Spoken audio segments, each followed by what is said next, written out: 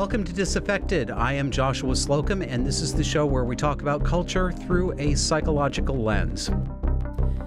Last week, I started with a story at the beginning of the show, and I'm going to do that again this week. I talked last week about the fact that COVID paranoia is seeping into every aspect of my life, and I think that's true for many people.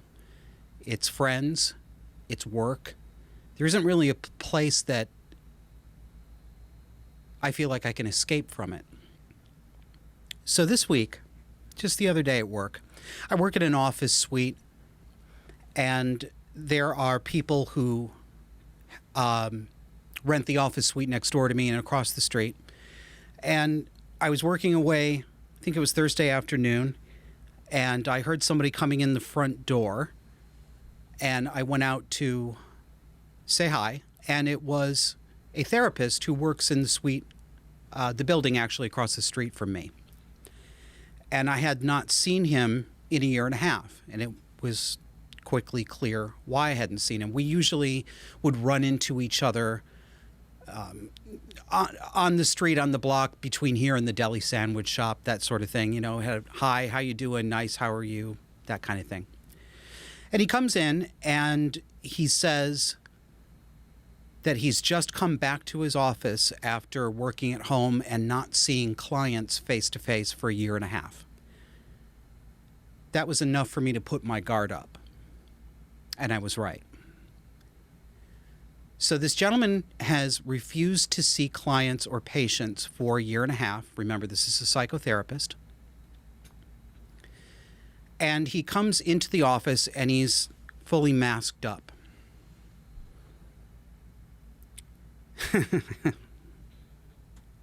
And we do chit-chat and small talk.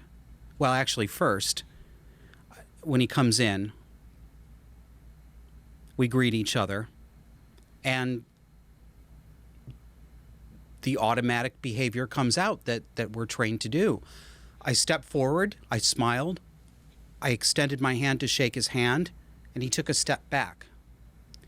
And then he did that squirmy, awkward, aw shucks dance, like, oh, when I held my hand out to him, indicating to me that, oh, he wishes he could shake my hand, but, you know, COVID. So what did he do instead? He stuck his fist out and tried to fist bump me. Right? I withdrew my hand. And he's still awkwardly squirming around, and so I said, okay, I'm not afraid of you, but I can see that you're afraid of me. So let's not do this at all, okay? I just won't move. I'm sorry, folks, I'm over it. I'm over it. I'm not going to pretend anymore that I think this is normal. It's not. And we chit-chatted for maybe 25 or 30 seconds, but I didn't want to stand there and make small talk with him. I'd had enough. He didn't do anything rude necessarily. He was acting very strange.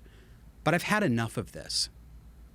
And I don't want to have chit-chat with somebody who is acting so irrationally, because I know that as soon as that chit-chat starts, small talk today is all about COVID. I don't do COVID small talk. I will not do it.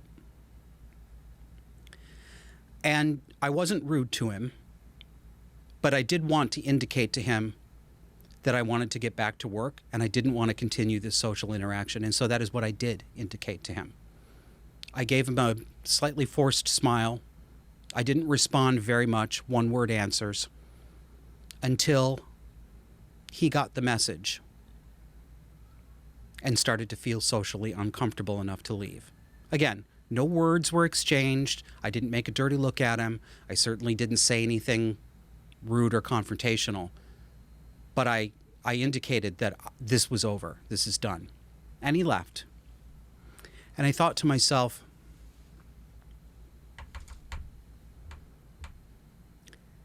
this is a psychotherapist. This is somebody who has hung a shingle out and who has a license to help people deal with mental unwellness. He has refused to see clients for a year and a half. Yes, he may do this. That is his choice. People are allowed to make this choice. No, it's not a rational choice. And here he is, apparently scared of contagion because he's still wearing a mask. I don't know this for certain, but I'd be shocked if he's not double vaccinated. This man is pushing 60 years old. He's a psychotherapist with liberal politics. I happen to know this. And he lives in Vermont in Chittenden County, which is the bluest of the blue. This metropolitan area is quite literally, without exaggeration, just a miniature version of Seattle or Portland. The only thing it doesn't have is the violence so far. That's the politics here. So he's afraid of contagion, but I'm almost certain he's vaccinated. But he's still wearing a mask. Why? And if he's that afraid of contagion, why was he not afraid to walk into my office?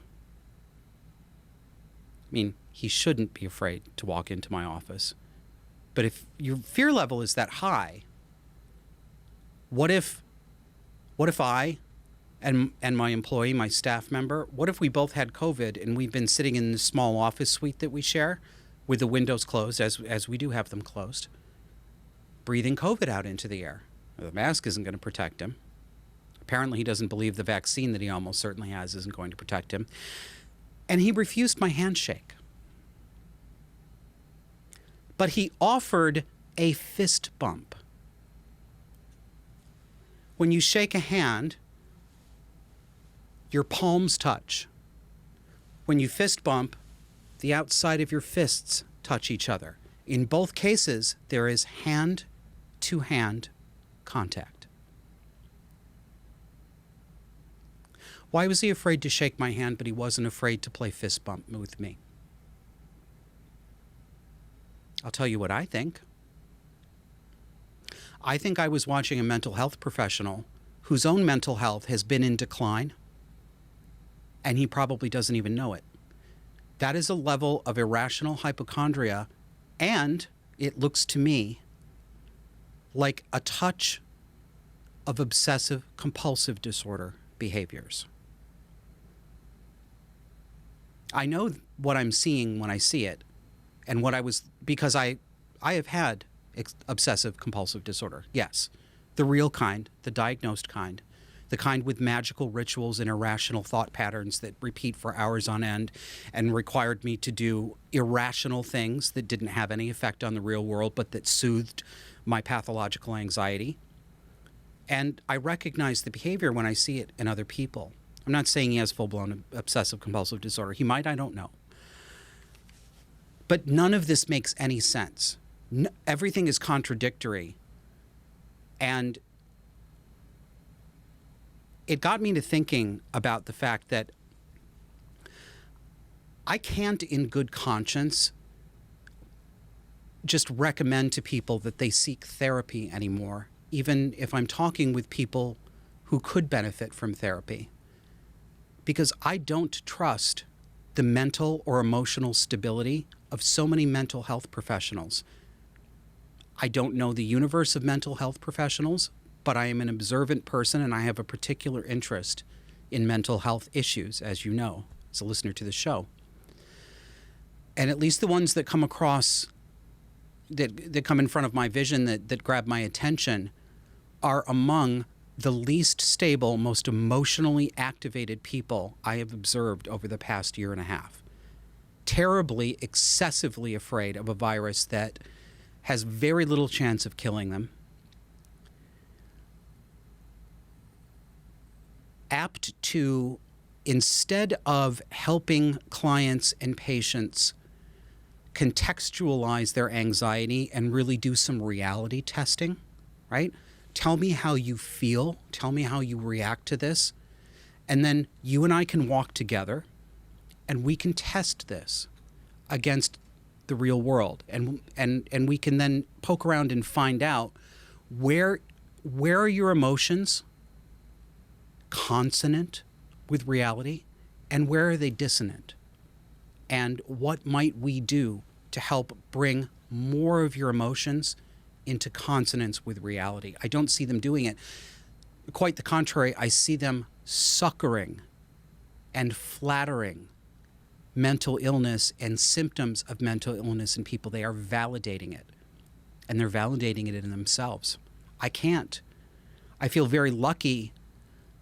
I am very lucky. I don't just feel lucky. I am lucky. I didn't do anything to get this, but my therapist is not like this at all. And interestingly, he's a psychodynamic therapist, and he's not a psychiatrist. He doesn't prescribe medications. That's not what he does. And I happened to get a recommendation to him more than 3 years ago. And I'm awfully glad I did, because he recognizes these things too. He talks about his own colleagues. I told you on last week's show that he said, I was very likely to trigger a number of psychotherapists when I talk on social media about personal responsibility. And he's right, I've seen it. If I could be confident that people who are looking for therapy, who need it, would have a decent chance of finding somebody grounded, like my therapist, or a couple of the very skilled psychotherapists that I follow and talk to on social media. They are out there. I'd feel okay about recommending it, but honestly, at this point, I think people have a higher chance of finding a therapist who's at least as mentally unwell as they are, but perhaps worse, because they don't know that they're mentally unwell. They believe that they are seeing reality. They're not. Anyway, that's this week's COVID hysteria story. Going to do a little bit of local news that's applicable to our broader society. A friend of mine brought to my attention, this is not a surprise, of course, this is Vermont, which is a very liberal state. I expected that I would find this. Brought to my attention that the Essex-Westford Public School District has been having a series of Zoom meetings and in-services for educators. Very, very sorry. I'm sorry to have deflated you. About what else? Anti-racism and critical race theory. So I watched 57 minutes and 25 seconds of this so that you don't have to, and pulled out a few highlights to share. This is from a meeting that took place June 8th for the Essex-Westford School District with the Director of Equity and Inclusion, Erin McGuire. This is a paid staff position, Director of Equity and Inclusion, with special guest Dr. Gillian Boudreau, Ph.D., consultant, speaker, and author. And it looked like there were about 15 educators in this meeting. Let's take a listen to clip 1. So with that, I would like to go ahead and just remind us of a few norms that I would ask you to consider as we're having this conversation. First, it's so important that we recognize and value our impact instead of our intent as we do this work. It helps us talk together across differences, and there are differences in this space. And so making sure you're aware of how you're impacting others is really important to think about as we do this work. We also want to use person-first language, avoid labeling people and assigning people identity or ways of being or assumptions about them as a whole person. We are many things all at once. We want to recognize ourselves as beings that are complex and intersectional, and recognize that we are people first.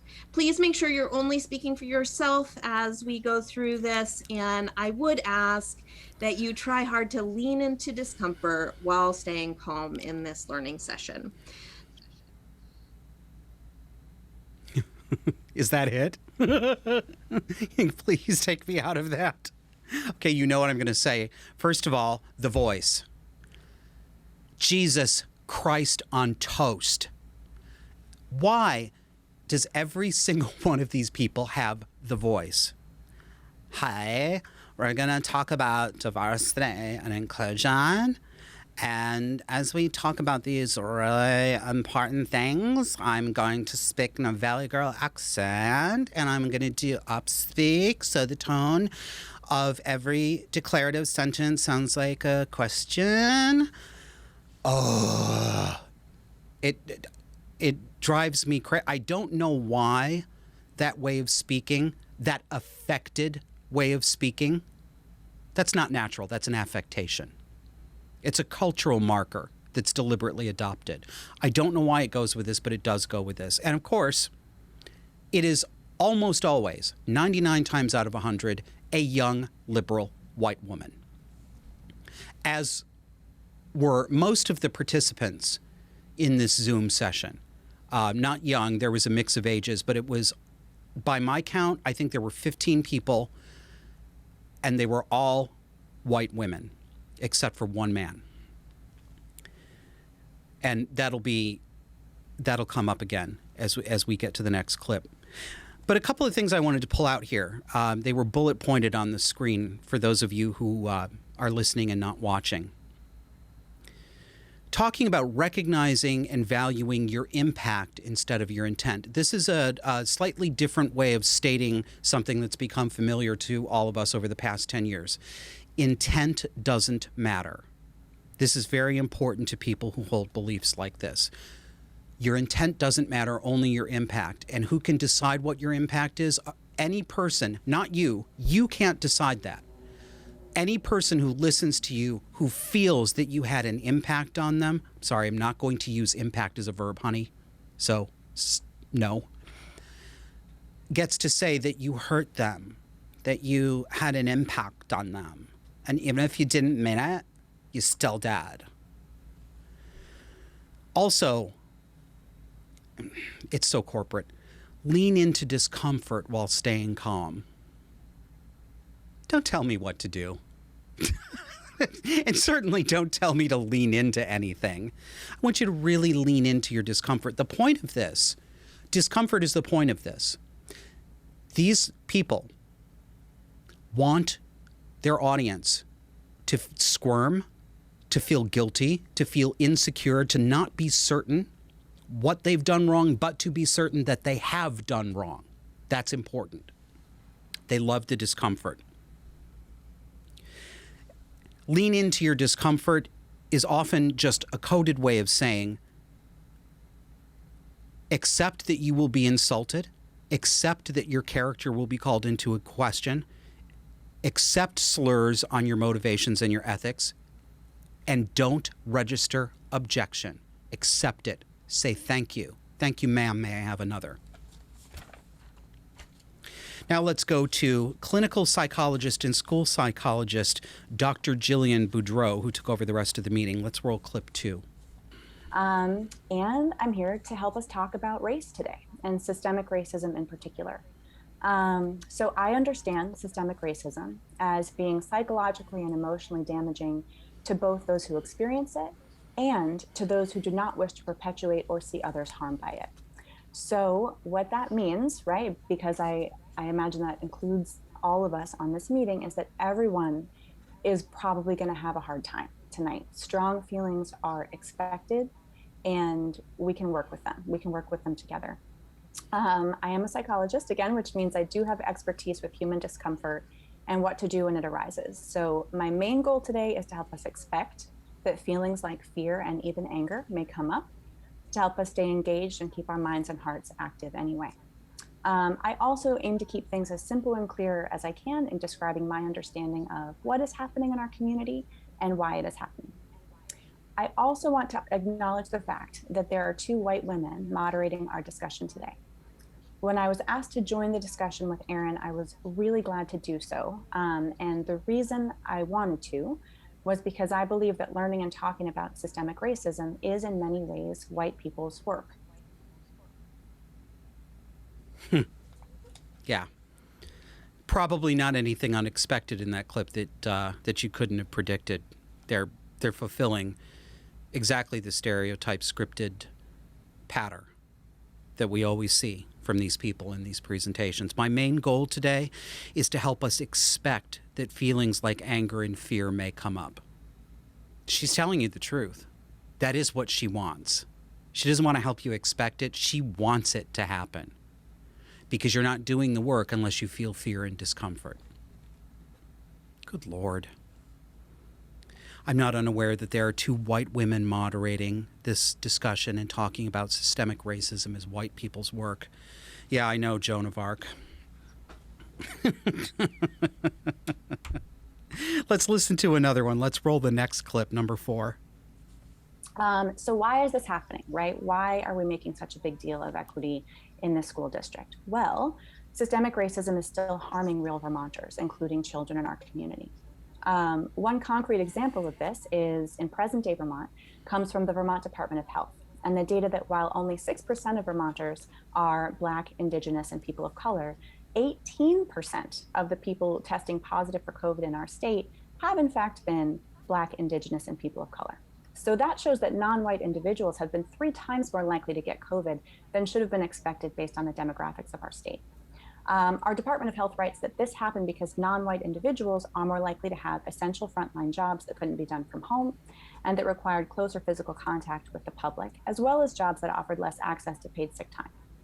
So my read of that is that people of color in our state are more likely to have more dangerous jobs and to be less likely to have paid time off, because if a person's family history is comprised of parents, grandparents, great-grandparents, and beyond who have historically been blocked from buying houses, accessing generational wealth, and receiving high-quality education, then that person's current reality in 2021 is likely to be impacted by that. Yeah. Did you hear that? Black, Indigenous, and people of color in Vermont are more likely to have dangerous jobs. What are dangerous jobs? Well, today in COVID, they're essential frontline workers. They work at grocery stores. They work in kitchens. You know who else works in grocery stores and kitchens? Working class people. That includes white people. It includes Native Americans. It includes Black people. It includes Somalians, other sub-Saharan Africans. It includes the Vietnamese and Thai population who are big in this part of Vermont. It includes families like mine, white working class families, or, you know, to be more candid, white trash families. It's true, of course. It's true that working class people have not had the option of simply not going to work during our response to this pandemic. We pretty this up by calling it essential frontline workers, but what it really is just the way the class structure works. People who work in restaurants, people who bag groceries, they don't get paid a lot. They don't often have good benefits, health care. This is a problem. I mean, I think we can all agree that there might be better ways to get people climbing the economic ladder. We can talk about some of those solutions, but these are not because they are people of color. But this is what critical race theorists propose to us. Did you hear her when she said only 6% of people in Vermont fit into the Black, Indigenous, people of color category, but 18% of them, did she say 18% of them were likely to have been diagnosed with COVID? The same can be said for anybody at that level of the class structure. This is not skin color dependent. And yes, while the legacy of chattel slavery, Black people in chattel slavery, and then Jim Crow, and then institute actual systemic racism like redlining, refusing to give mortgages to Black families, that's true. It does. And these things do have multi-generational ripple effects. But any problem like this has a multi-generational ripple effect for any family. My own lily white family is an example of this.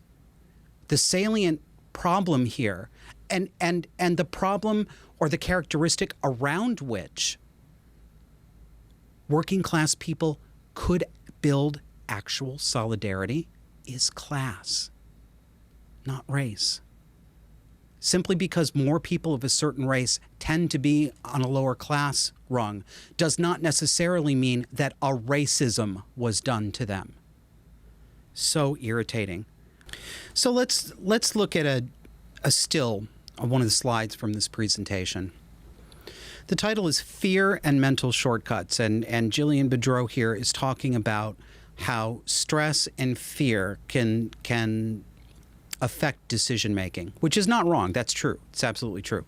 So what it says here is fear and mental shortcuts. When physicians face stress, their implicit biases may shape medical decisions in ways that disadvantage stigmatized patients. And she's got a citation there. Question anybody who tells you about implicit bias. You know, you've heard that term, right? You're not conscious of your racism. You're not conscious of your sexism. You're not conscious of the ways that you think other people who don't look like you are less than, but really you do think they're less than. That's your implicit bias. Bullshit. Implicit bias tests, there's a lot of evidence coming out, don't actually detect implicit bias. They don't detect what they claim to detect. I don't know all of the latest research on this, but I'm seeing more and more of it calling into question some of the results of these implicit bias test studies that have been published in psychological journals that have been used to justify implicit bias training. So no, I don't accept that. I don't accept that it's necessarily valid, and I don't think other people should either. The next thing on the slide it says is racial biases among preschool teachers indicate we may be more likely to punish those who look different from us. Again, with a citation. One of them, yeah. No, I don't believe that either. Do you believe that? Think about the average preschool teacher. Do you believe that the average preschool teacher is walking around with racial biases that make her more likely to punish a black 3 or 4 year old kid? Do you think that's about as common as it's not common? I don't think we have any good reason to believe that, and I don't believe it. Again, this is an in-service for our teachers at the Essex-Westford School District. These are the people teaching our children. This is what they're learning. Next one says, autism tends to be underdiagnosed among Black and Hispanic children. Are you sure you didn't mean Latinx? Black and Hispanic children, while oppositional defiant disorder associated with punishment and poor outcomes tends to be overdiagnosed in children of color. I don't believe that either. I don't believe it. First of all, I don't trust the diagnoses of autism or oppositional defiant disorder because I see people use these things very loosely, and I see a lot of subjective interpretation in there. I see a lot of people who are involved in childcare teaching in one way or another. Well, a common problem is the high number of boys who are diagnosed allegedly with attention deficit disorder and hyperactivity. Many of these just happen to be boys acting like boys or acting like really keyed up boys. There's natural variation among children. Some of them will be more hyper than others. And this idea that oppositional defiant disorder is diagnosed more frequently in Black children, to the extent that that may be true, and I'm very skeptical of it, it is a fact that children who come from broken homes, and yes, Black children are much more likely than white children to come from single-parent homes with no father, that maybe even a father they haven't met. Happens to plenty of white people. That was my family too, right? But they are more likely to come from unstable homes like this. Not only that don't have a father in there, but who have a mother who is overburdened with the care of too many children, primarily through her own lack of responsibility, but nonetheless, she is overburdened. These children do have more behavioral problems. So again, we see that this is something that happens to black families at a higher rate than happens to white families, but that does not mean that the reason for that is racism. So even if all of the diagnoses of oppositional defiant disorder are actually accurate and not questionable, which I don't believe, but for the sake of argument, let us say that we believe it. Even if that is true, of course we would expect to find this more frequently among black children simply because they have a higher frequency of coming from single parent and broken homes. Yes, this is a problem. Yes, these children deserve better, but they are not being overdiagnosed because teachers are racist. I bet, and I think most people, if they're honest, would bet too, that when these behavioral problems are diagnosed, they're being accurately diagnosed. These children probably are misbehaving and having difficulty in social relations more than white children. Not their fault. Yes, they need help. Racism didn't make that happen. We're going to take a break and come back and look at some more. So see you on the other side. Hey listeners, we now have a bonus for our supporters. You can help the Disaffected podcast grow and receive invitations for our off-air Zoom hangouts by becoming a supporting member on Patreon or Subscribestar. Patreon users, go to patreon.com/disaffected. Subscribestar users, you can find us at subscribestar.com/disaffected. Check out our webpage at disaffected.fm for the complete list of ways you can help support us. And thank you. I've got a few more images I want to talk about here, and then I'm going to tell you a couple of stories about psychopathy.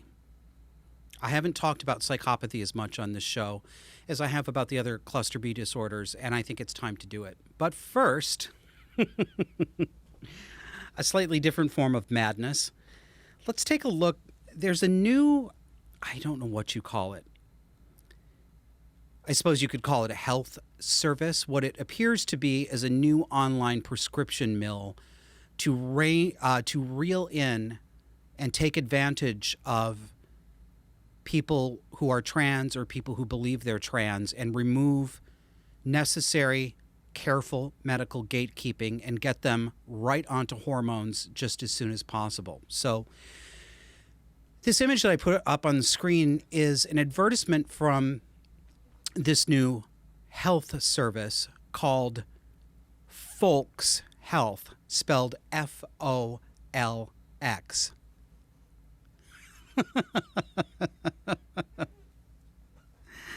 It is a picture of a person of about 25 years old. No idea what this person's actual sex is. I see that I am supposed to believe that this person is male.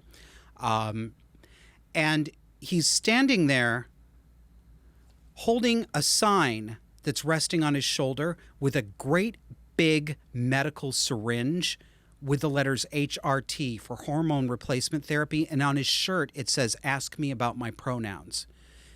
And on his face, he has a rictus grin. It's not a smile.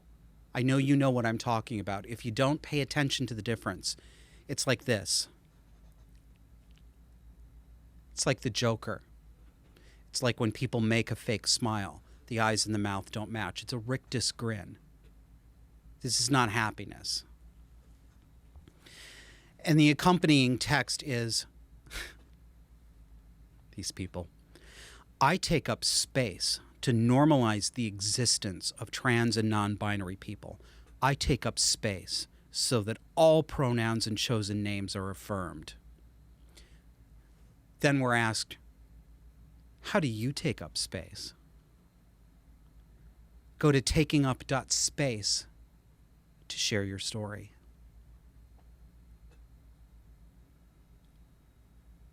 They take up space with narcissism. That's what this is. It's narcissism. Next image, I was curious after I saw this on social media, so I had to take a look at their website. And they've got a rotating gallery of service users. at Folx Health. And they're all images of people who are living a stereotyped visual image of the sex or gender that they wish to be. It's like in Spinal Tap, they've turned it up to 11, right? So you've got an image of these two apparent men, but I'm nearly certain are actually females who have been on testosterone. And you notice this sometimes in some people who call themselves trans women. Not everyone, of course, but the ones who get the most attention will often go to really great lengths to be hyper feminine, right? So people will sometimes experience that as almost an over-the-top caricature. Well, it happens in the other direction as well. Some of these women who want to be men and present as men adopt this really hyper masculine, and I don't even know if it's accurate to call it hyper masculine. It's so exaggerated. It seems that for these people, they have confused or conflated belligerent aggression with being a man. They think that being a man is throwing the first punch, right? Is provoking with aggression, even if no one has said anything to you. And you can see it in the visual presentation. The face on one of these people is this glowering. I mean, first of all, they both have extraordinarily full beards, chest hair overflowing outside of their shirt collars. I mean, they're pushing every macho man stereotype as hard as they possibly can. And one of them has this glowering, arrogant mug staring at the camera. It is so clear what these people are trying to do. I don't think they understand how artificial it looks. They certainly don't look happy. They don't look content. They don't look healthy. They don't look like they're really living. I don't want to tell these people what to do. But I don't want to clap for them either, because I don't think they're getting the satisfaction that they thought they would. Maybe they are, but they certainly aren't showing it. Let's look at the next image. So I took a look at their wares. What can you get if you sign up for Folx Health? And apparently, you can get prescriptions. You can talk to a doctor with telemedicine. And there's a grid here, a grid of all the things you can get. And the tagline at the top is, "You're in control of your health. We're just here to help." This is, and all of the language on this website is geared to you. Remember I talked about last week things that are named My Bank Card, My Visa, My Home Chef, the narcissism of appealing to the idea in the consumer that something was built just for her, special for her. They take this approach too. You know yourself better than anyone else. They don't come out and say it, but what they mean to communicate and what is very clear to the reader is, doctors are here to take your orders. You know yourself, no one else does. So we're going to serve it up to you your way, like Burger King. So you can get estrogen. You can get testosterone, described as injectables and gel designed for trans, non-binary, and intersex folks. You can get PrEP, which is an abbreviation for anti-HIV medication that you take prophylactically if you're going to have unprotected sex. You know, when I was a young man, the big thing was condoms and safe sex. We certainly didn't address the danger of promiscuity, but at least there was a cultural insistence in the subculture that I was in that condoms were essential if you were going to have sex this way. Not anymore. No, just take PrEP, which is described as all pleasure, all on your terms. You can get ED treatment, erectile dysfunction, keeping what you have up and ready, they say. STI kits, that is sexually transmitted infection, to keep you on top of your sexual health. Really? Really? Is that keeping you on top of your sexual health? What a joke. And skincare.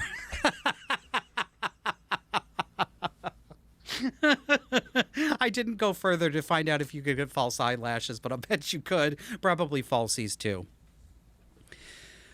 And I really, honestly, I really worry for the people who are going to use a service like this because they are vulnerable. And whatever they decide to do, whether they decide to take a trans route or not, or to experiment or to take it slowly, they're going to do what they're going to do.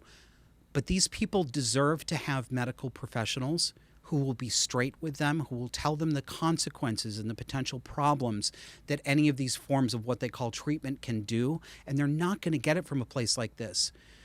Let me read to you some of the ad copy on this page. We believe in health at every size. Have you heard that phrase before? It's about weight. It is what is animating Cosmopolitan and Vogue magazines to put morbidly obese women on their cover as they did this past year. I don't remember which one. I think it was Cosmo. But a morbidly obese woman. And I do mean morbidly. I don't mean this woman was heavy. I don't mean she was curvy. I mean she was fucking fat. Really, really fat.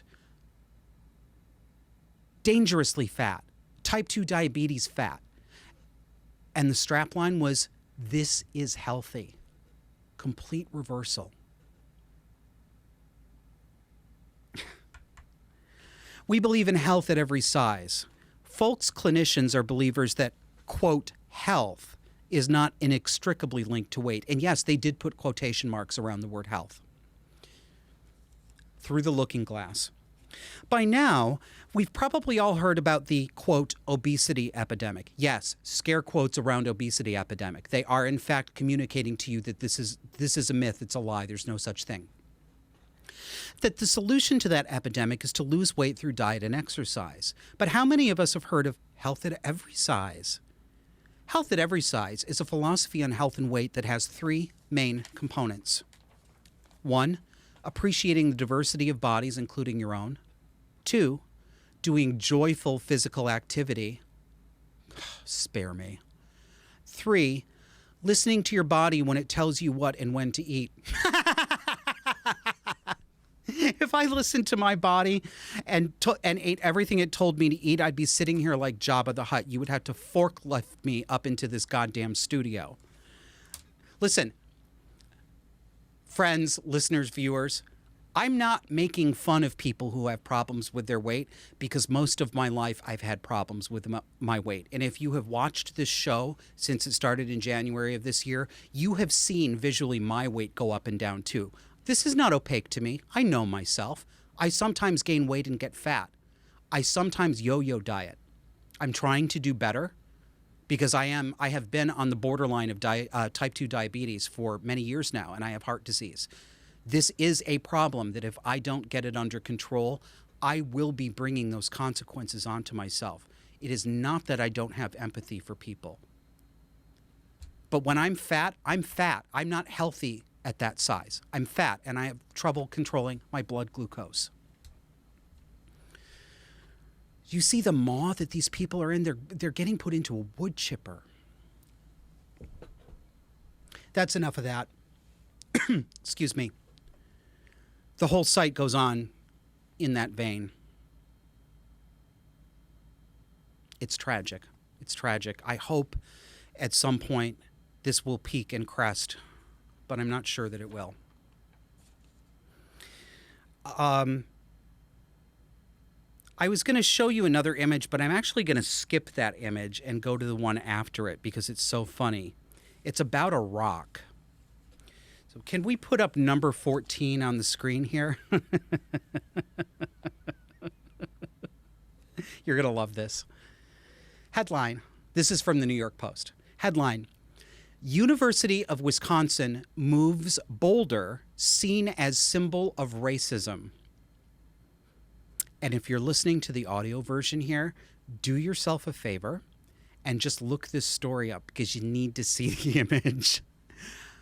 There is a crane a bulldozer and a crane and a bunch of construction guys with big ass straps around a rock that is about as big as 2 full-size pickup trucks, and they are hauling that bitch up off the ground, off the University of Wisconsin campus. Why would they be doing that? According to the New York Post, the University of Wisconsin has removed a 70-ton boulder from its Madison campus at the request of minority students who viewed the rock, which was referred to by a slur for blacks, as a symbol of racism. Chamberlain Rock atop Observatory Hill, named after Thomas Crowder Chamberlain, a 19th century geologist and former university president, was at least once referred to as a, quote, N-head rock in an 1925 article in the Wisconsin State Journal. Yes, you heard that right. One time in 1925, one person in one article in one newspaper used a slur for black people to refer to the rock. One time. 94 years ago, or 96 years ago, 1925. And so, at the request of minority students, the University of Wisconsin removed the rock. And how much did it cost? $50,000. What are they going to do with the rock? They moved it to another part of campus. Deliver me. This is what Gary Brown, director of campus planning and landscape architecture, had to say to the newspaper. Removing the rock as a monument in a prominent location prevents further harm to our community while preserving the rock's educational and research value for our current and future students.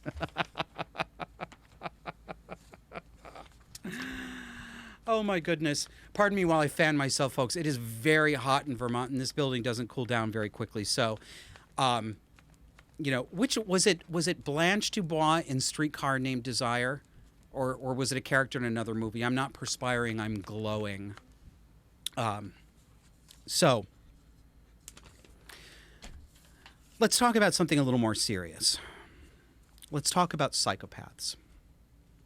And blot, blot, blot.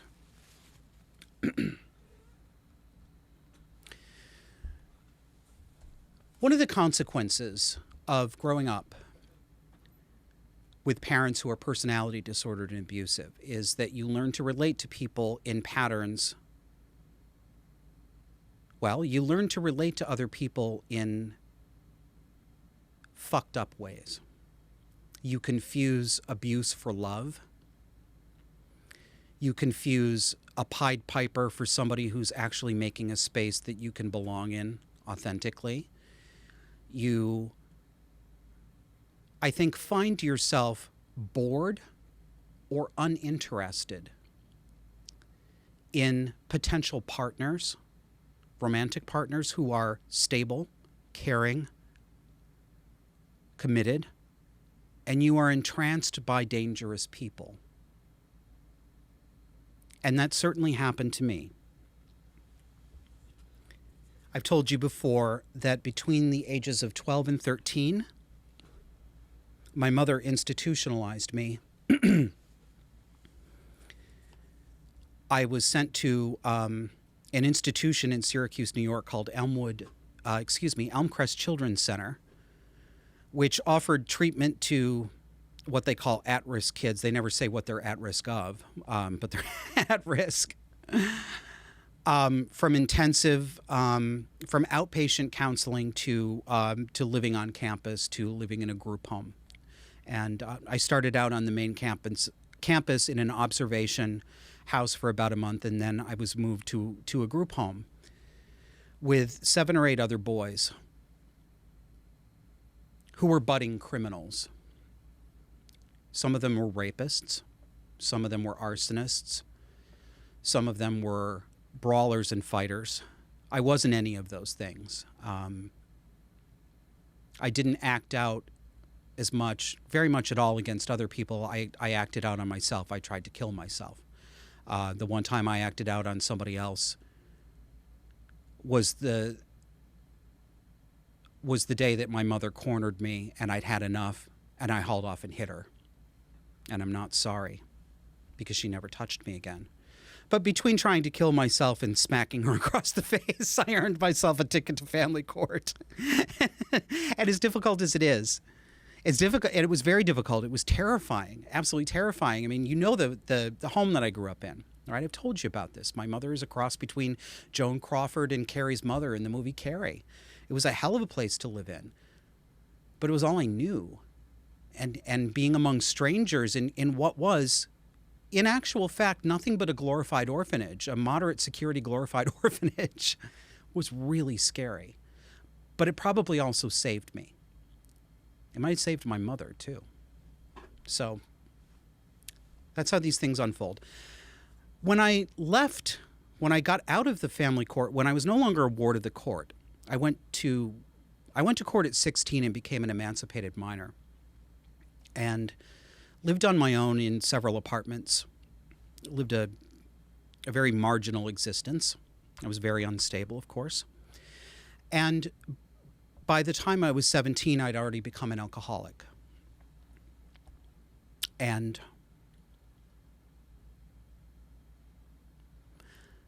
I was young and horny, like young men are. And not just full of hormones, but looking for love, as adolescents do normally, but as traumatized adolescents do pathologically. And although I didn't recognize it at the time, this was the time of my life when I would begin to invite psychopaths into my circle and into my bed. When I was 17 years old, I fell in love with a man named Sean, who was a 21-year-old college student at Syracuse University. I say I fell in love. I don't think it really was love. I think it was infatuation, and it was almost entirely driven by trauma and my instability. It was at that point in my life when... Let me back out a little bit and come at it another way. When I talk about borderline personality disorder, I have said before that everybody who has a cluster B personality disorder, in some way, shape, or form, ends up relating to other people in an abusive way. They abuse people. Even the borderlines, if you've known some borderlines that you think of as only wounded birds, they also have the capacity to be aggressors. But I've talked a lot about that, but the other side that I haven't talked as much about is how vulnerable they are to being abused, and they are. And as I've said before, I was never formally diagnosed with borderline personality disorder, but I think looking back, it would have been a fair cop for a clinician to look at me and diagnose borderline personality disorder in me at that time of life. And even if it wasn't full BPD, there were certainly heavy traits of it, or it was a very heavy case of complicated post-traumatic stress disorder that was close enough that it we're splitting hairs in terminology here. I was unstable. I was emotionally dysregulated to an extreme. I was an alcoholic.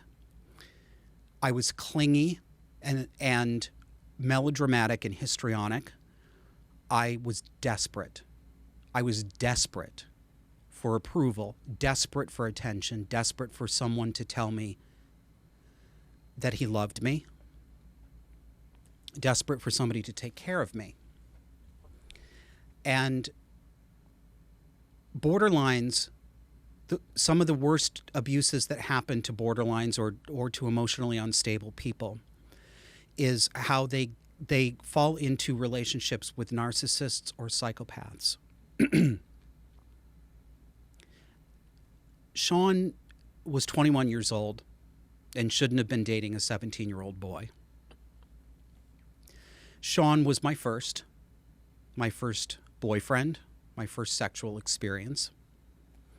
He was a psychology student. Isn't that funny? Yes, it is funny, and you should laugh about it. He was very smart, and he was very charming. And I was charming, too. I was smart and I was charming, but I had an entirely different character. Sean was Machiavellian and sadistic. I was not. And he toyed with me. And how would he do that? He would do things like, he would make fun of me. He would make fun of my shortcomings. But the minute I objected too loudly, he would say, "Oh, I'm just kidding. Why can't you take a joke?" I remember one time, and this is a little pathetic, right? I recognize that the behavior was a little pathetic on my part. He'd gone on a trip, and I wanted to make him a really nice dinner when he came back, and I wanted to take care of him. And I went to the store, and I bought things to cook dinner. And I said, "I can cook. You know, don't worry. When you come back, I'll have everything ready. You don't have to go out to eat. Don't stop and get a burrito. I'll do it." So I went to the store, and I got pre-made pasta and pre-made Alfredo sauce, and, you know, I wasn't really cooking from scratch, but he had a studio apartment with a microwave and a toaster oven. There was only so much I could do. And he came back, and we had dinner, and I so wanted him to be pleased. I so wanted him to be proud of me, and I said, "I told you I could cook." And he said, "Well, you can heat up." And it cut me. It cut me. I know it sounds silly in the retelling, but he did these kinds of things repeatedly. And I would see him sometimes. I'd catch him out of the corner of my eye smirking. And there were times when we were not in the same city with each other, and we would write letters to each other. Mind you, I was what I thought was completely in love with him, and I told him I love you all the time, and he would never tell me back, which is fine. He obviously wasn't in love with me. I should have taken the hint. But he would write I found a letter a couple of years ago in the bottom of a memento box from Sean, and it sent cold chills up my spine. He was clearly responding to a letter that I had written to him, and from his letter I don't remember the specifics of what I wrote, but I remember that I had written him a letter complaining about how cold he was, and how I didn't understand. I couldn't seem to make him happy no matter what I did. And he wrote this letter back where he said, well, he would butter me up. He would flatter me. He would tell me how cute I was, how clever I was, what a special boy I was. But if I didn't like how he was reacting to me, I needed to train him. And it wasn't that he didn't care. It's just that he didn't understand, the things that I was asking for. He didn't understand why I was upset about something. So if he did something that I didn't like, then maybe I should train him and remind him with these steps. It's hard to explain this. He was basically asking me to do behaviorism on him. I think he was thinking about B.F. Skinner, right? I really do. The man was obsessed with his psychology major, obsessed with the DSM-3R, the Diagnostic and Statistical Manual. And eventually, this couldn't go on any longer. And one day I was talking with some friends, and they said they had seen Sean at a party that I couldn't go to. I really wanted to go to this party, but it was only for college students. So I sat home and waited for him, and he didn't come home. And I talked to my friends, and they took me aside and said, "Josh, you need to understand that Sean is not good for you. He said, "What do you mean?" "Well, he was talking about you at the party, and I don't think that you want to, I don't think you want to continue with this." And of course, I insisted on them telling me what he said. And what he said was, apparently in a group of friends, people were asking where I was, why I wasn't there. Was he still dating me? So then, no, I don't think so. Josh was just a hole to shoot in.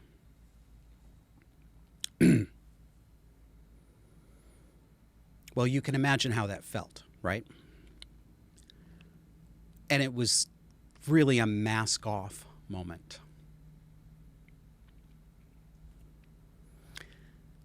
There was more to that. There were more manipulations. I'm not going to go into any further detail. But I saw him use and manipulate other young men. I saw him do the same thing to them that he did to me. And I saw him do it in ways and take actions and leave hints in social circles in places that he knew I would see and that he knew would hurt me. So I broke it off, but I didn't learn my lesson. And I tried to assuage my hurt feelings by being even more promiscuous and dating even more men and having even more sex, right? So I just hurt myself more. And along came Jonathan.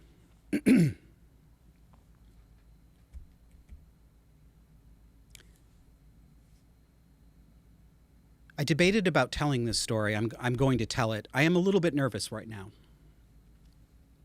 I want to tell this because I think it's important. It's a little bit graphic. It's not going to be too graphic, but Jonathan was a drug dealer.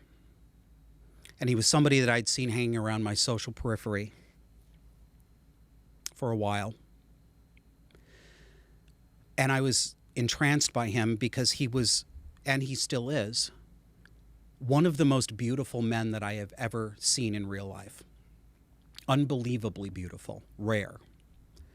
He looked like he was cartoon beautiful. Tall, dark, thick, glossy, wavy hair. He looked like Superman in real life from head to toe. Impossibly handsome. And young men are hormone-ridden. And we let ourselves be led around by our lust, and I did. And he was somebody who used people. Used them for money, theft, drug dealing.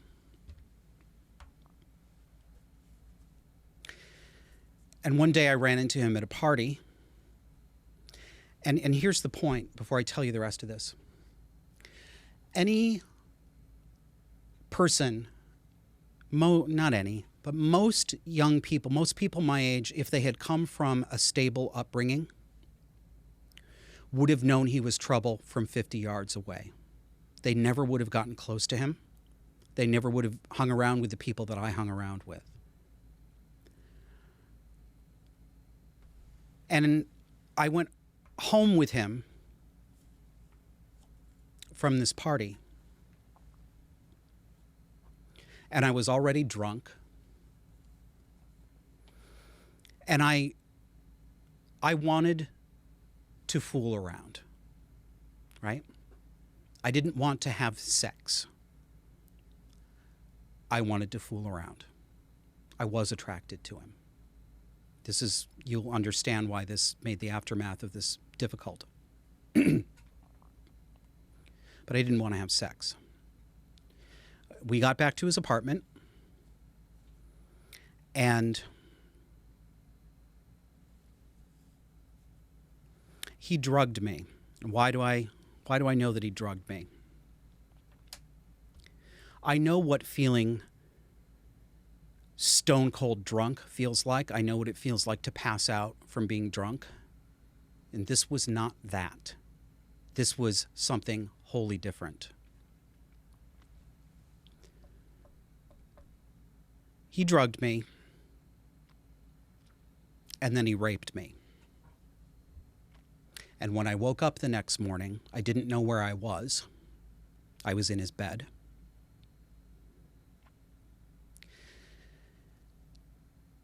And he rolled over and said to me,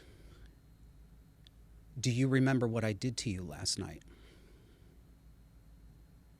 I didn't remember consciously, but I knew because I could feel it.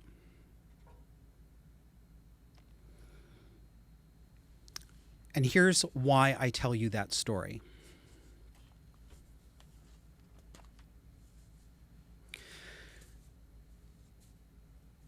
This would not have happened to me, very likely, if I'd had any sense about me in the people that I spent my time with and the people that I let my guard down around. It wouldn't have happened to me if I were not walking around constantly drunk, if I were not hanging around with drug dealers and going off alone with men who were many years older than me.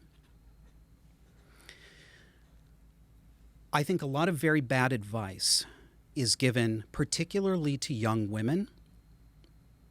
So if young women or young gay men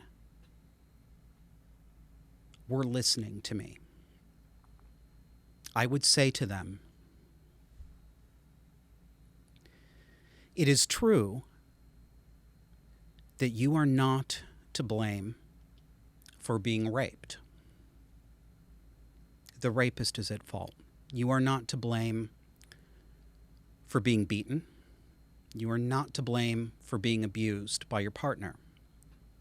The blame is entirely on them. However, and this is a very big however, you can do things and act in ways that significantly increase your chances of being raped or beaten or murdered. That's the truth. All of this talk, particularly for modern feminism, about this can happen to anybody. There's nothing you can do to stop it. It says nothing about who you are or where you were. It isn't true.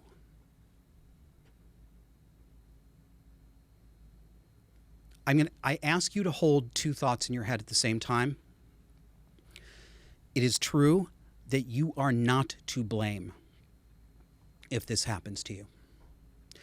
But it is not true that there's nothing you can do to decrease the likelihood of it happening to you or to increase the likelihood of it happening to you.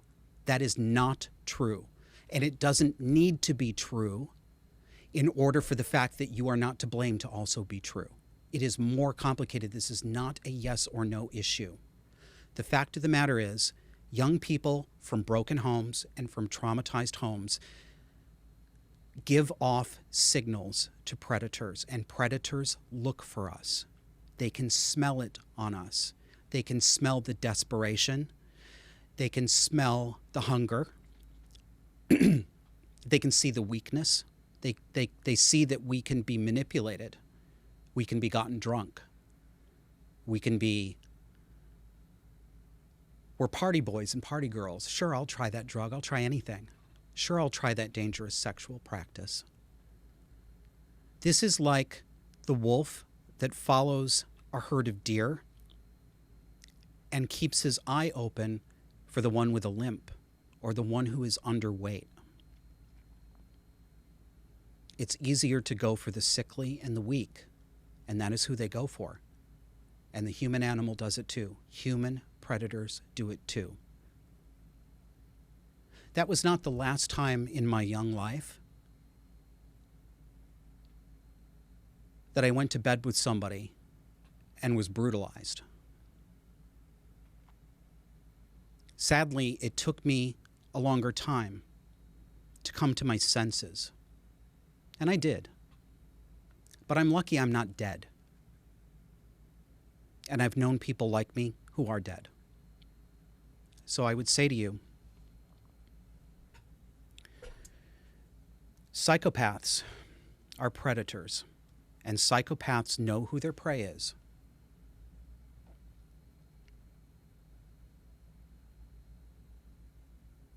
It doesn't make you bad, dirty, stupid, or worthless to be victimized, although it often feels that way, especially in the aftermath.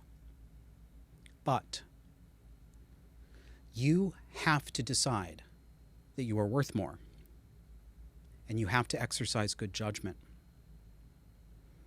And if you are walking around with unresolved trauma, looking for love and looking for security, the people who are more likely to open their arms and embrace you are sick people, people without consciences, rapists, murderers.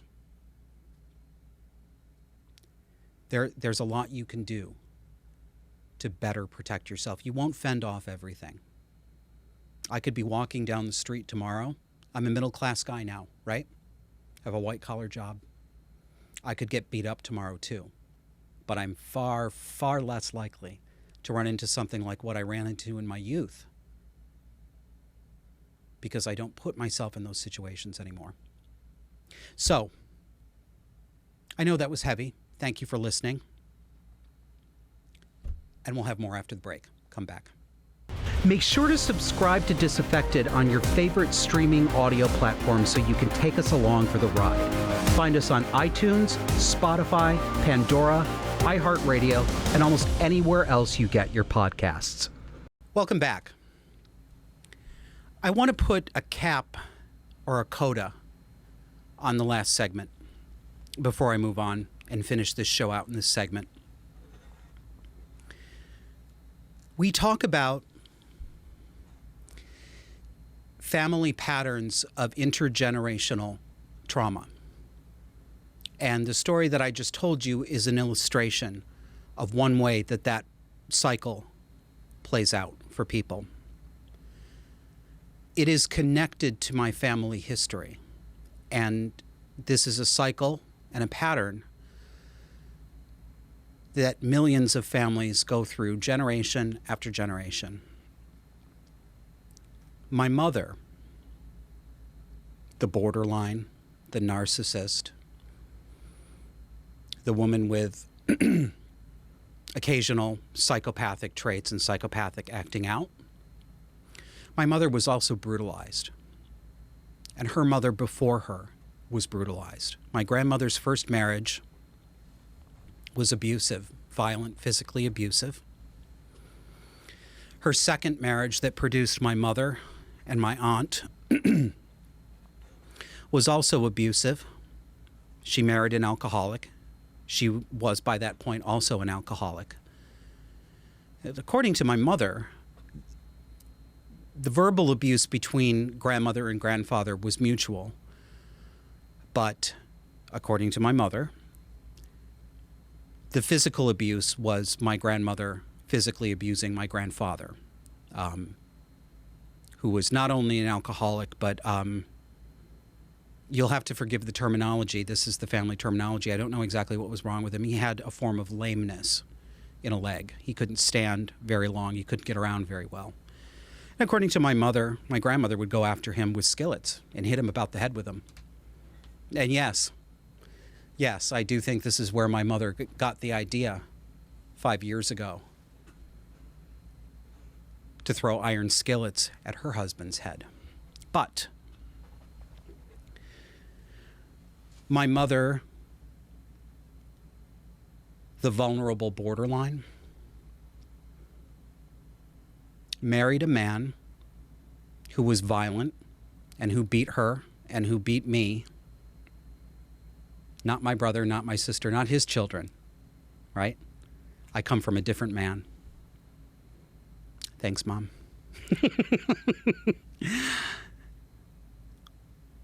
She married a man who tried to kill her.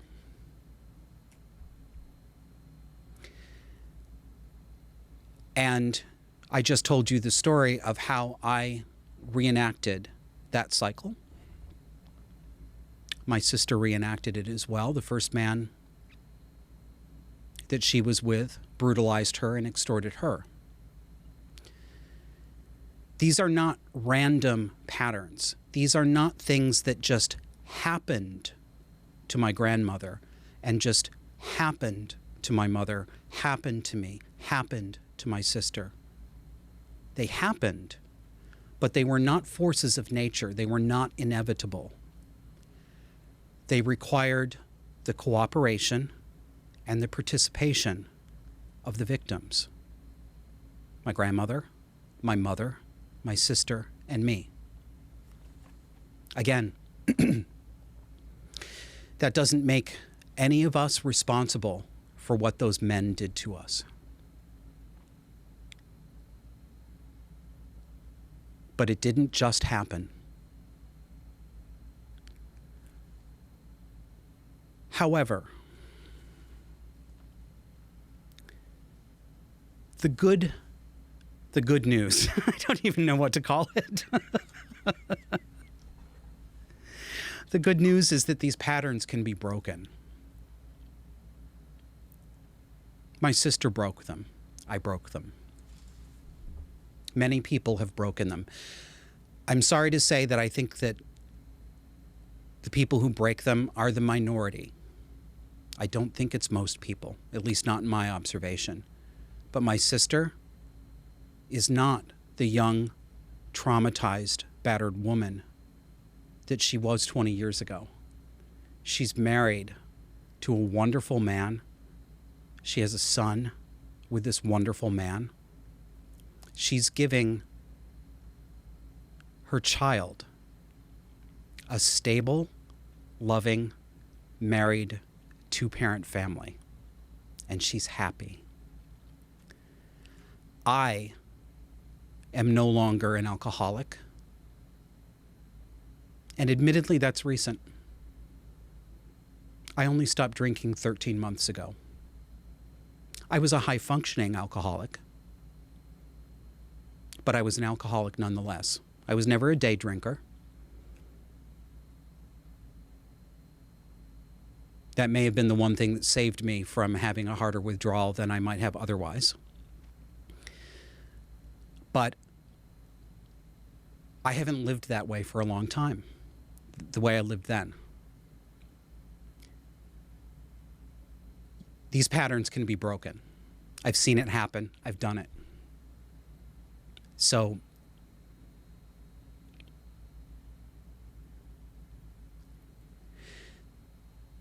the only way to do that I think is real and something you can count on is to be completely honest about who you are, who the people around you are, and what you're doing, what you're choosing to do. You have to be honest about your flaws, your fears. You have to look it right in the face. You have to look the devil in the face. You can't get around it. And it's hard. 2016, when I looked the devil in the face and I saw that it was my mother, one of the devils in my life, I didn't think I could take it. But I did. And here I am. So, if you are facing any of these problems, you can do it too. Okay. Let's go back to politics. So many of you have probably seen House member Representative Cori Bush, who's been one of the major proponents of extending the unconstitutional eviction moratorium in this country, where the CDC has been given the power to write landlord-tenant contract law, which is so astonishing to me, but even more astonishing is how many people seem to believe that this is normal, and that, yes, the Centers for Disease Control does and should have the authority to tell landlords that they must allow tenants to stay in their houses even if they don't pay rent because COVID. Cori Bush is in the mold of Alexandria Ocasio-Cortez, and I'll tie that up for you after we take a look at this clip. This is her on CNN talking to a family that she helped in some way, I think raising money for rent. Let's take a listen to this clip of Representative Cori Bush on CNN. So, Kelly, the Congresswoman saw you last night on the show in the piece about you and your girls. And she said about you and your children, I quote you, Congresswoman, we're working hard for you. And I know what it's like to be their mommy. Kelly, do you have anything to say to Congresswoman Bush tonight? Yes, absolutely. It's an honor to even speak with you. I'm just so fortunate right now. This is beyond me. You don't understand. Like when I put that up, I never thought that anybody would have reached out, especially CNN, and then to hear that a congressperson my story reached you. This is just amazing. I'm so thankful for that there's people like you out there. I'm so thankful for it. Thank you so much. I'm sorry. Kelly, you and your family, Excuse me. no, you and your family deserve representatives that care about you. Our country deserves to have representatives that represent. And so this is the least that we can do for you, is to step up and make sure that you get to stay in the safety and the comfort of your home while we work on other things to help make sure that your life and the lives of your children are better. This is our work. So you don't even have to thank us. This is our work. This is the least we can do for you. Isn't that sweet? This is the least we can do for you. And in her social media postings, Cori Bush has been laying on the word love with a trowel. Kelly, I may not be your representative, but I love you, and I will not stop working to make sure you and every person in our country has what they need to thrive. And that wasn't the only I love you. As your politician, I love you. I'm here for you. Now, Alexandria Ocasio-Cortez plays this shtick too. And it reminded me of this. Let's roll the next clip here.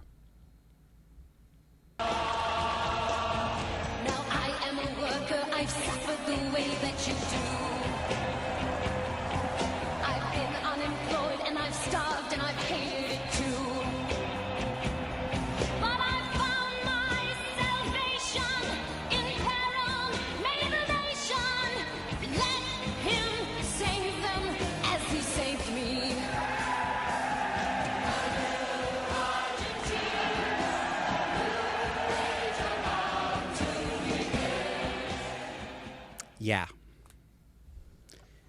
That was a clip from the 1996 movie Evita with Madonna. And why did I choose a clip of Madonna rather than a clip of Eva Perons? Well, because this is about fakery. Fakery and reinterpretation and wearing masks. Living in America right now is disturbingly like watching Peronist rallies in Argentina from the late 40s and the early 50s, or like watching a production of Evita. And I think it's interesting to contrast the Eva Perons that the original stage play portrayed and the Eva Perons that Madonna played in the movie. The truth is probably somewhere in between.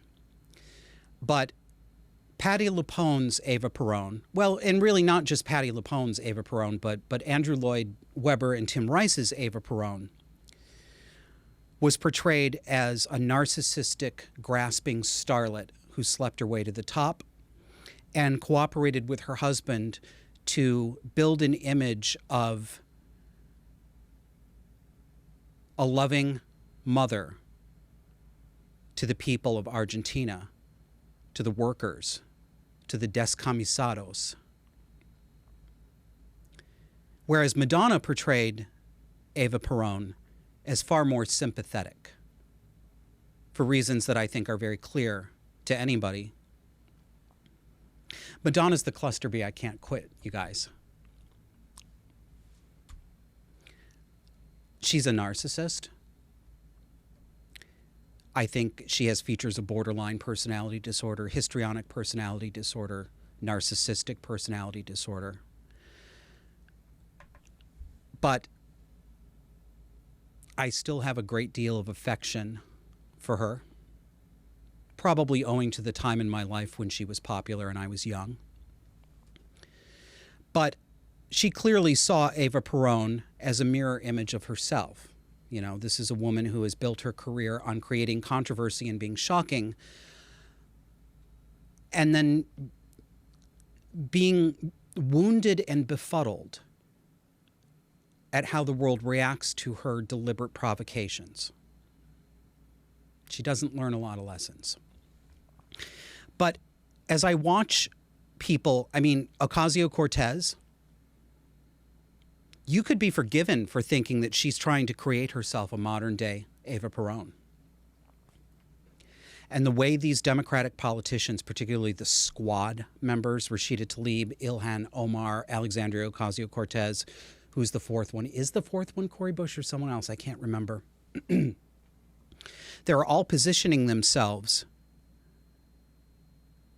as Evita figures.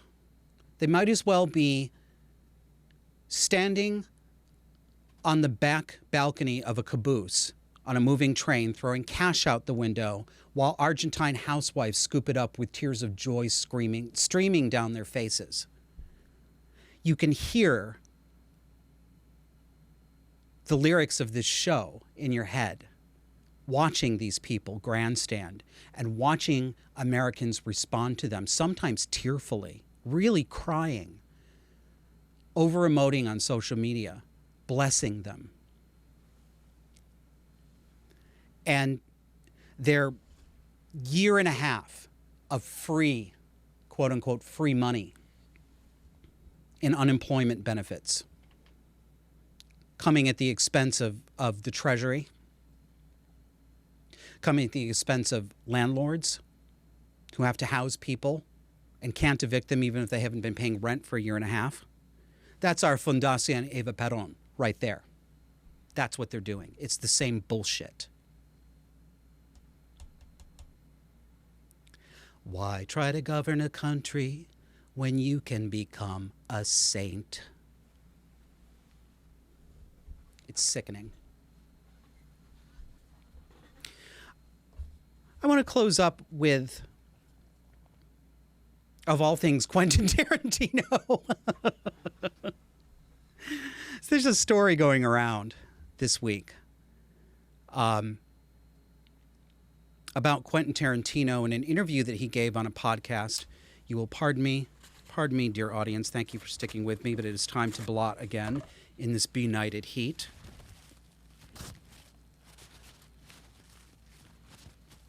There, that's better. Quentin Tarantino gave an interview in a podcast, and this was the headline that came out of it. Huffington Post. Quentin Tarantino vowed never to give his mom a penny due to childhood vendetta. And I'll give you a couple of excerpts from the article. Once upon a time in Quentin Tarantino's life, his mother said something unsupportive about his aspirations as a filmmaker, and Tarantino has not forgotten. During the podcast interview, Tarantino explained that he struggled in school due to lack of interest and was, quote, officially known as the dumb kid in class, end quote. But he said that around the time he was in middle school, he developed a passion for writing scripts and would work on them during class. To Tarantino's surprise, instead of viewing his penchant for screenwriting as an academic strength, teachers, quote, looked at it as a defiant act of rebellion, he told host Brian Koppelman. The filmmaker went on to say that his mother had always had issues with his scholastic non-abilities.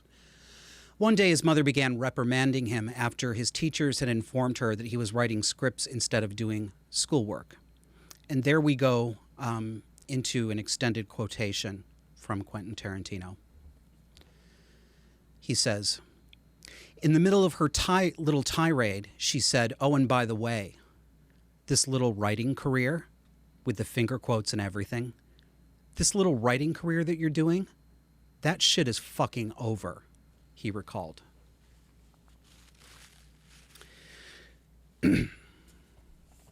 Yet the headline is, Tarantino vowed never to give his mom a penny due to childhood vendetta. Well, if there's a vendetta here, why? And who's responsible for it primarily? I don't know, and neither does anyone else, because we don't know the Tarantino family. But I've made some guesses. They're provisional, but I suspect I'm right. Could be wrong. Never going to know.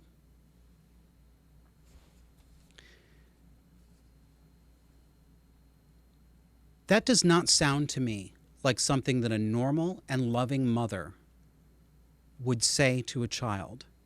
And no, it doesn't sound to me like something a normal, loving mother would say if she snapped under stress. Anybody can lose their temper.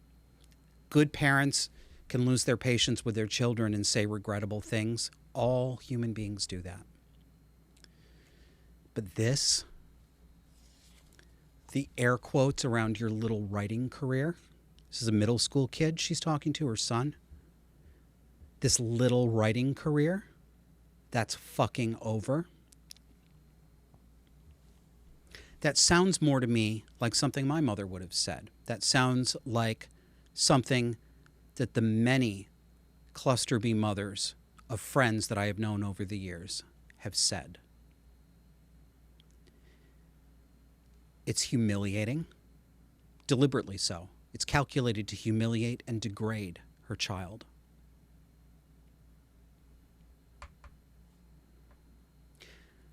When I was 7 years old, my mother walked by me when I was sitting on the couch. This god-awful, overstuffed, oversprung, gold-colored couch in cheap crushed velvet. It was just hideous. I mean, it was the kind of piece of furniture that you would find in a 1970s brothel, right? I mean, it was just vile. I don't know why I'm fixated on that couch.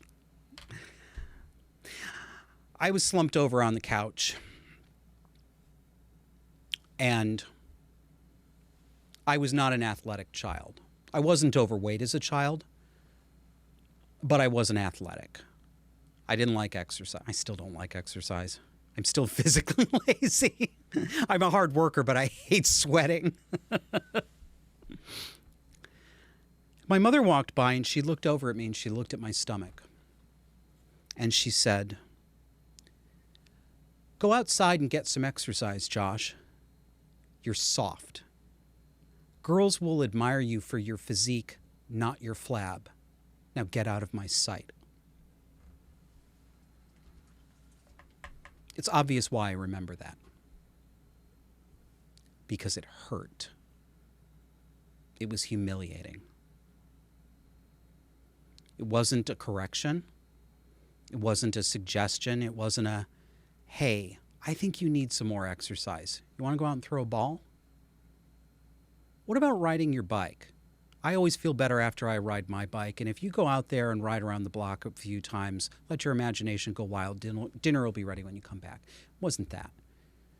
It was to cut me and to humiliate me.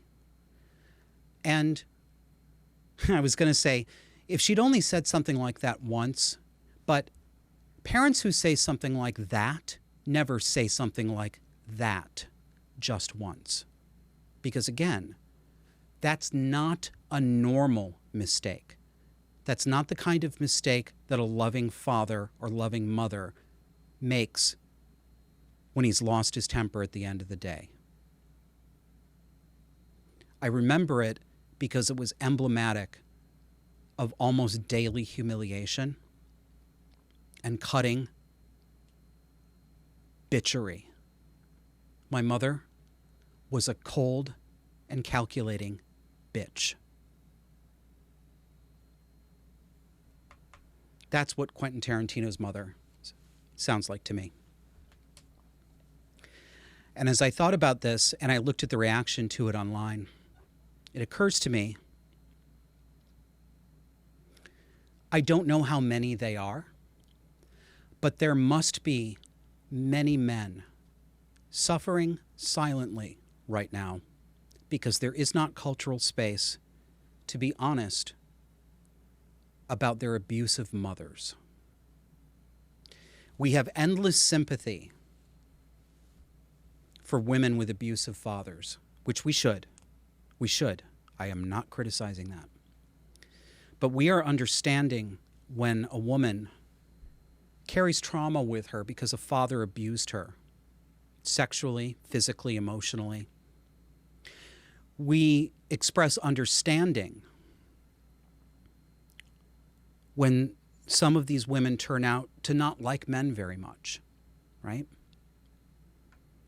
We even go so far, I'm sorry to say, we go so far sometimes that we excuse actual hatred of men, not justified fear of abusive men, but pathological hatred of men that abused women sometimes develop.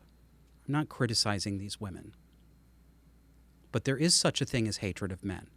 It's not the same thing as justified fear of male violence. But we do not extend this to men who've been abused by women, abused by their mothers.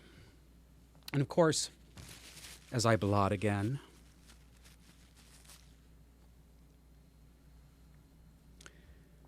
when men abuse women, the consequences are more frequently deadly. Men are stronger. You'll notice that it was my stepfather who strangled my mother and tried to kill her, not the other way around. It's not that women don't kill, they do, but it's far less frequent. Women are far more likely to suffer a broken bone or die from an abusive husband than a man is to do so from an abusive wife. But we do not make space in this culture to allow men to talk about the wounds that they receive from their abusive mothers or even from their abusive wives. And men are afraid to talk about this for a number of reasons. One, I'm just going to be completely frank, men are worried that other men will think that they're a pussy if they complain about their abusive mother or if they show that they have any lingering effects from that. Even more so if the abuse comes from an adult partner, another woman. Men worry that women will decide that any man who claims to have been abused by his mother or by his wife is a liar, that it's more likely that he's a liar than it is that he's telling the truth. I'd like to see that change. I don't know how to change it, but it's one of the reasons why I talk about it as candidly as I do. And to close this up,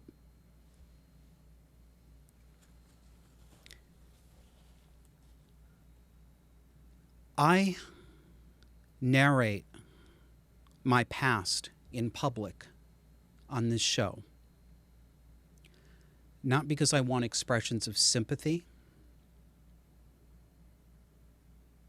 and there's a lot of that out there. There are a lot of people who, for one reason or another, want to be recognized as victims. Some of them make a very good living being victims primarily. And there was a point in my life when I was somewhat like that too. It was more important for me. I said I wasn't going to blot anymore, but I'm going to, because it is beastly. When I got some satisfaction out of being pitied, right? But those were the days when I wasn't doing anything to pull myself out of the problems that I was in. I do it today because I want to talk about things that I don't think we as a society talk about enough or talk about truthfully enough. And one of the comforts of growing older is And this is something that younger people, especially younger people today, do not understand. We are so focused on feeling that we are unique, that we are special, that we are unlike other people, not just unlike other people, but better than other people, more enchanting, more vivacious, more clever, more creative. It's usually not true. One of the real comforts of getting older, for me, has been the realization that began to dawn on me in my 30s of how very like every other human being I actually was. How very much like each other we really are. That is comforting. You don't have to be better, different, or special. And striving for those things, when they contradict reality or when they're unhealthy, it does not lead you to a happy place. But I also tell you the things that I do, and I'm as frank with you about my past experiences as I am, because we don't often tell the whole truth about our pasts. We leave out things, we edit things. I edit things too. I haven't told you everything, and I'm never going to tell you everything. I already tell you more than most people would, I know. But we don't tell the whole truth because the whole truth does not sit comfortably with what we want to be true. And what we want to be true today is that there's nothing we can do to have better people in our lives. There's nothing we can do to wake up in the morning and feel like life is worth living. There's nothing we can do to get a better job. There's nothing we can do to make more money.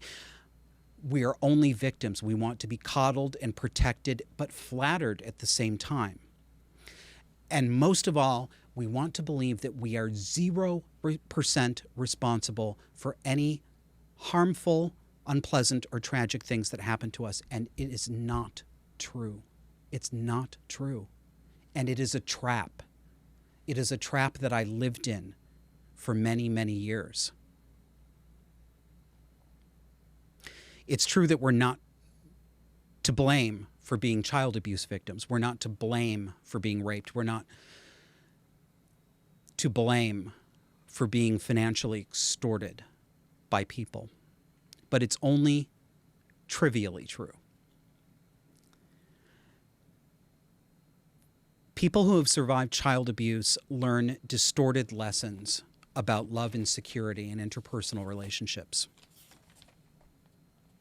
And as a result, we end up putting ourselves in harm's way repeatedly as adults, as I did, as my mother did, as her mother did.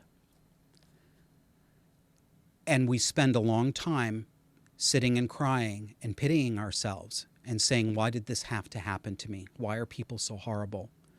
Or as my mother would sometimes say when she was feeling desperate, when she would cry in despair and talk about suicide.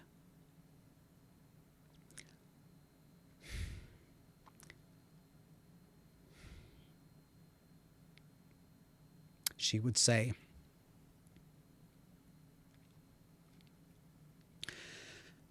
why can't any man love me? Why can't they love me?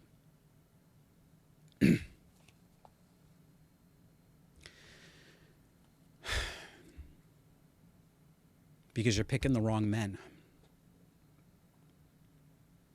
Because you don't know who you are. Because you don't actually value yourself. You might try to, but you don't. And you keep going back to the same poison well. There are people out there in the world who are good. Most people are at least decent. Thank God most people are not character disordered. But you have to recognize the good and the bad. You have to be able to tell them apart, and you have to know that the repetition compulsion that puts you in that cycle is never going to make a difference. It's never going to make you happy. It's only going to make you sicker, and it might kill you. You are never going to earn your abusive father's love. You are never going to be good enough for your borderline mother. Accept it right now. It's not going to happen. And if you don't put a period on that sentence and write a new one, you're going to suffer for the rest of your life. And if you want happiness, happiness is a very tall order. And at least for me, it's not something that I think I've had a lot of success aiming at specifically. It's something that seems to come as a corollary to other things. Leave happiness aside for a minute. Try first for peace. Try for peace and quiet. Don't date. Don't paint the town red every night. Don't take another drink. Just try for peace. Try for contentment. Happiness sometimes comes. You can't grab at it. You have to wait for it to walk with you. And most of all, you have to stop playing the role in the theater production that was your childhood.